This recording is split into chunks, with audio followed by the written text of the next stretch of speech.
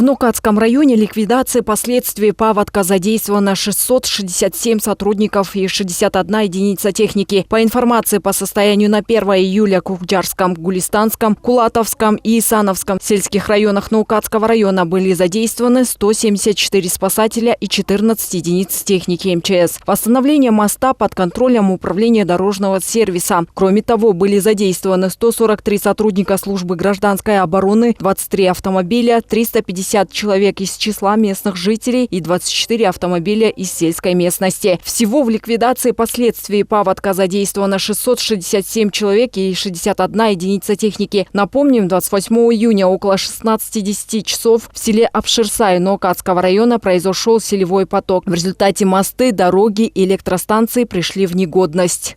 Стало известно некоторые подробности происшествия в Каракульджинском районе Ошской области, где сель унес автомашину с 5 людьми. Как сообщает УВД Ошской области, накануне в Каракульджинское РОВД поступило сообщение, что в селе Джетим-Төбе селем смыло автомобиль Део Матис. Данный факт был зарегистрирован. На место происшествия выехало руководство Каракульджинского РОВД. Следственная группа и дополнительные силы начала досудебную проверку. Установлено, что в автомашине находились житель Каракульджинского района, его жена, 2 сына, а также дочь. В результате поисково-розыскных мероприятий, проведенных совместно с МЧС, обнаружены тела 3 граждан, которые переданы родственникам. Выжившая 2016 года рождения доставлена в Каракульджинскую районную больницу, где ей оказали медицинскую помощь. Отмечается, что погибший является сотрудником службы охраны МВД Кыргызстана. На данный момент продолжаются поисково-спасательные мероприятия. Президент Садыр Джапаров сегодня поздравил работников спасательных служб страны с профессиональным праздником – Днем работников спасательной службы. Уважаемые спасатели, сотрудники Министерства чрезвычайных ситуаций Кыргызской Республики, дорогие ветераны, от всей души поздравляю вас с профессиональным праздником. Прежде всего хочу поблагодарить вас за нелегкую самоотверженную службу, за то, что каждый день, рискуя своей жизнью, спасаете людей при стихийных бедствиях, техногенных и природных катастрофах, а также ветеранов, обучающих молодых специалистов, продолжающих делиться опытом, накопленным многолетним трудом в различных сложных ситуациях. Государство прикладывает все усилия по улучшению технической оснащенности пожарно-спасательных формирований. В настоящее время спасательные работы значительно облегчены благодаря имеющимся современным образцам специальной техники. Тем самым еще больше повысилась боевая готовность наших спасателей к любой чрезвычайной ситуации. В течение последних 3 лет не прекращалась работа по увеличению потенциала и совершенствованию работы подразделений МЧС. Сегодня мы можем уверенно говорить о росте уровня боевой подготовки, образования, профессионализма наших спасателей. Особо хочу отметить работу спасателей, участвовавших в рамках гуманитарных миссий за рубежом. Жизни людей, спасенных во время бедствий, произошедших в соседних странах, братских государствах, свидетельствуют о героических поступках, подтверждает ваша доблесть и профессионализм. Наш народ по праву гордится вами, и каждый из нас уверен, что спасатели придут на помощь и будут бороться за спасение каждого человека. Еще раз поздравляю вас с профессиональным праздником и хочу от лица всего народа искренне поблагодарить вас за вашу службу. Желаю вам крепкого здоровья, долгих лет жизни, непоколебимой воли и силы духа, благополучия и счастья вам и вашим семьям. Пусть Всевышний сохранит нашу Родину и каждого из нас от стихийных бедствий. Сегодня День спасателей. Сотрудники Министерства чрезвычайных ситуаций, занимающиеся этой профессией, ведут самоотверженную работу, несмотря на сильные морозы и аномальную жару. Сегодня наша съемочная группа стала свидетелем однодневной работы спасательной группы Аламедунского района МЧС. Спасатели играют важную роль в нашей жизни, обеспечивая безопасность и оказывая помощь в сложных ситуациях. Их работа включает в себя широкий спектр задач – от тушения пожара и спасения утопающих до оказания первой помощи и эвакуации при стихийных бедствиях. Биздин эң негизги максат адамдарга бул биринчи жардамды көргөзүү. Работа в МЧС включает в себя широкий спектр задач и мероприятий, направленных на предотвращение и ликвидацию чрезвычайных ситуаций, а также на обеспечение безопасности населения. В нашу работу входят спасательные операции, пожарная безопасность, медицинская помощь, гражданская оборона и информационная работа с гражданами. Работа в МЧС требует высокой физической и психологической подготовки, умения быстро принимать решения и работать в команде, а также готовности к работе в условиях повышенного риска. Ежедневно в отделение Аламедынского района МЧС поступает не менее 20 звонков, в основном о ситуациях с утоплением, потому что в палящую жару на водоемах, где купаться запрещено, очень много людей. Разумеется, спасатели незамедлительно выезжают на место происшествия. Спасаем людей как обстоятельства. Как чаще всего? Да, обстоятельства. Как обстоятельства будут? Обстоятельства разные же бывают. Я не могу сказать одно именно, но бывают разные. От обстановки как приходишь. На воду приезжаешь, начинаешь обстановку смотреть, потом будешь решать. Я не могу сказать, что это будем делать по обстановке. Даже когда на пожар я еду, я знаю, что именно нужно делать. Потому что обстановка сама решает человека, что нужно делать. Нельзя говорить инстинкт человека. Без инстинкта человека ничего нельзя сделать. Если инстинкт работает, тогда хорошо. Чтобы стать спасателем, требуется не только физическая подготовка и специальные навыки, но и огромная психологическая выносливость, способность быстро принимать решения в чрезвычайных ситуациях и готовность жертвовать ради спасения других. Самый трудный было то, что, не помню год, 2020, 2021, девушка пошла в озеро, как раз Аларчинский водохранилище, речку знаете же. Она пошла, просто руки, она в воду зашла. Мы ее почти 2-3 месяца искали. То, что мы нашли, но родителей жалко было. Они сколько сидели, ждали, каждый день приезжали, искали. Вот именно самое трудное это, когда человека искать. Не знаешь, где он, ждешь надежду. И второй случай у меня недавно, когда пожар был, 2004 года пацан был. Он бензин срал, от искры полностью заправка, за 2 минуты сгорела навес полностью. Когда мы приехали через 3 минуты, мы увидели то, что мы сами не могли от огня дойти туда. Температура так поднялась до 700 градусов, что нам пришлось самих охлаждать, чтобы дойти туда. Мы быстро потушили, я своими коллегами вытащили там его. Уже кости сгорели, только человек сгорел полностью. Мирлан Азгалиев, занимающийся сложной и ответственной профессией, ранее работал в госслужбе. После смерти супруги 4 года назад он сменил профессию на спасателя, чтобы продолжить путь супруги. Я уже работаю здесь 4 года. Выбрал обстоятельства. У меня жена была МЧС, работала в МЧС. Я решил продолжить и начал работать уже 4 года. После смерти ее начал сам работать здесь. Главное, ничего не должен бояться, чтобы он умел и знал, что хочет делать, и постоянно совершенствовать. Если он не будет совершенствовать, он ничего не сможет сделать в жизни. И работе ему ничем не поможет себе. Если он себе не может помочь, человек даже не должен стараться уйти. И физическое состояние человека нужно иметь. Спасатели работают в разных условиях и часто рискуют собственной жизнью ради спасения других. Их мужество, профессионализм и самоотверженность заслуживают огромного уважения и признания. Айслом Мурзакова, Джумабай Исманалиев, УТРК Чуй, Аламедынский район. Садыр Джапаров на совещании по повышению заработной платы медицинских сотрудников подписал указ об условиях оплаты труда работников системы здравоохранения и социальных стационарных учреждений Кыргызской Республики. На основании указа с 1 сентября текущего года заработная плата медицинского персонала будет повышена на 50%, среднего медицинского персонала на 20%, младшего обслуживающего персонала и водителей скорой помощи на 10%. Прежде стипендии клинического ординатора составляла 1200 сомов. С 1 июля размер стипендии составит 20 тысяч сомов. Президент отметил, что в целях повышения уровня здравоохранения в отделенных районах, начиная с 1 июля этого года, решен вопрос о предоставлении молодым специалистам стипендии помимо их заработной платы и увеличения суммы депозитов врачей. В целях повышения уровня здравоохранения в отдельных районах, начиная с 1 июля этого года, решен вопрос о предоставлении молодым специалистам стипендий помимо их заработной платы и увеличении суммы депозита врачей. В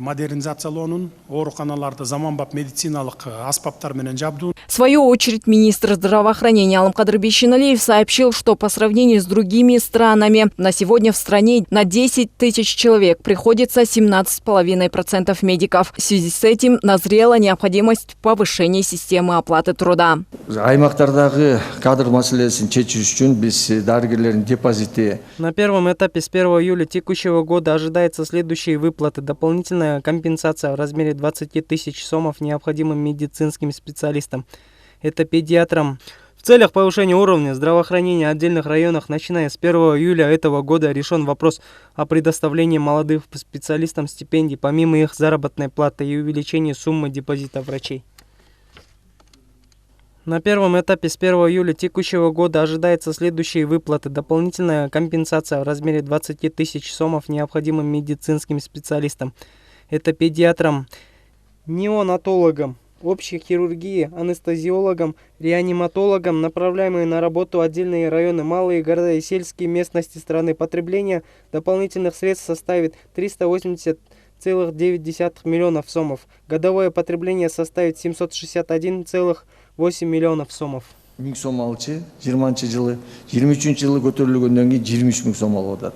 Кроме этого, Садыр Джапаров провел совещание по обсуждению вопроса цифровизации образования. Он напомнил о реформах в системе образования, начатых в марте этого года, в рамках которых Кабинету министров поручено провести работу по цифровизации системы образования. Садыр Джапаров отметил, что в 21 веке, когда все быстро развивается, важно не отставать. Министр образования и науки Долдургуль Кендербаева предоставила информацию о действиях по обеспечению учителей ноутбуками за последние 3 месяца. Она подчеркнула, что в этом году системе образования Кыргызстана 100 лет и впервые уделяется большое внимание инвестициям в технологии. Президент отметил, что это облегчит образовательный процесс и повысит эффективность обучения и управления.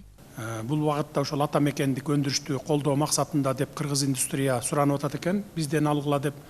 Ошон үчүн мен бир суроо бере кетейин да сизге. Биз өзүбүздөн чогултуп атасыңарбы же ортомчулук кылып эле алып келип беребиз деп атасыңарбы? Биз комплектующийлерди 3 дүйнөгө атак чыккан 3 компаниядан алабыз. Бирөөсүндө бир кымбатыраак болуп калат, бирөөсүндө арзан болот. Бирок бизге билим берүү министрлигинен берилген технический заданиясы менен биз бул жерден өзүбүз чогултабыз. Бардығын. Анан кейін бұны ноутбукты самое главное тестировать етіш керек. Әрбір ноутбук 100% текшеріп шығышымыз керек іштегенін.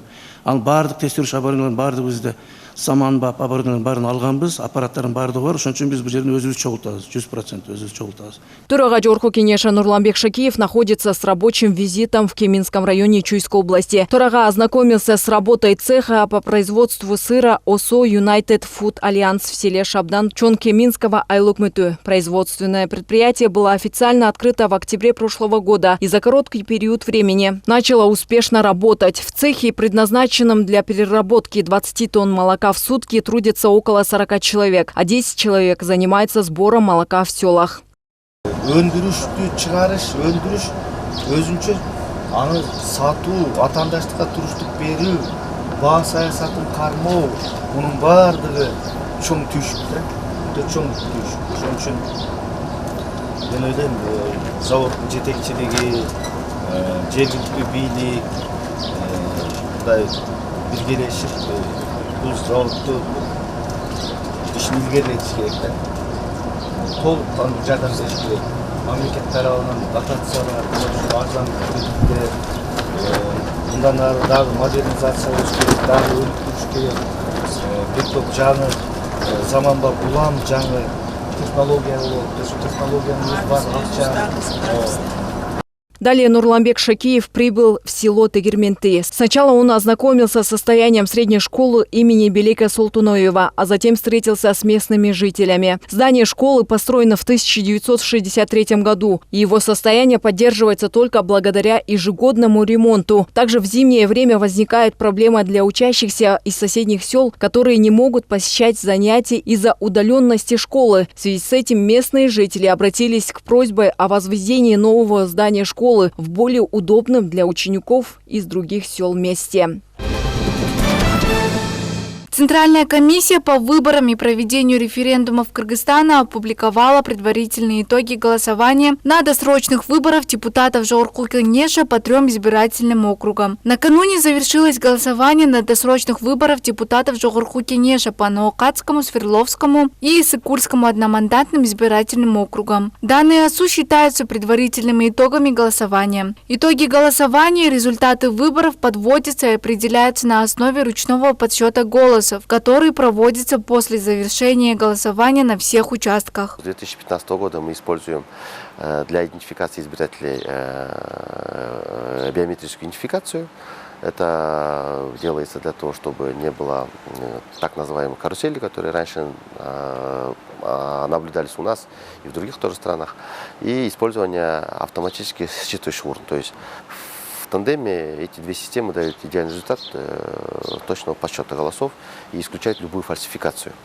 Но так как у нас юридическая основа определения итогов голосования и выборов является ручной подсчет, поэтому у нас ручной подсчет является действенным. Но я бы хотел отметить, что предварительные результаты по ОСУ и ручной подсчет, они у нас почти выходят 100%. То есть там искажений не бывает, как правило, об этом все знают.